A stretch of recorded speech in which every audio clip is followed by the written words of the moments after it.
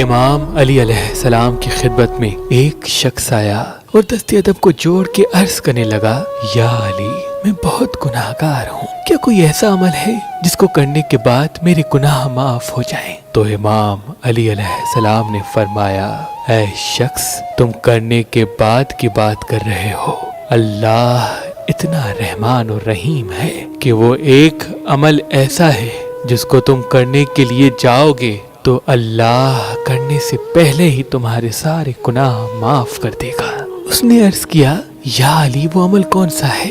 تو امام علی علیہ السلام نے فرمایا، اے شخص، وہ عمل نماز ہے۔ جب کوئی انسان سچے دل سے نماز کے لیے کھڑا ہوتا ہے اور نماز پڑھنا شروع کرتا ہے تو اللہ فرشتوں سے کہتا ہے، جاؤ، یہ میرا بندہ میری عبادت کر رہا ہے، اس کے سارے گناہ اس سے جدا کر لو تاکہ یہ صاف ہو کے میری عبادت کرے۔ جب انسان نماز ختم کر لیتا ہے اور گھر کی طرف جانے لگتا ہے تو فرشتے کہتے ہیں، اے میرے اللہ، اب اس کے گناہ اس کے نام اعمال میں لکھ لیں۔ تو اللہ فرماتے ہیں، میں معاف کی ہوئی چیز یاد نہیں کرتا، اب ان گناہوں کو اس سے جدا ہی رہنے دو، اب ان گناہوں کو اس سے جدا ہی رہنے دو۔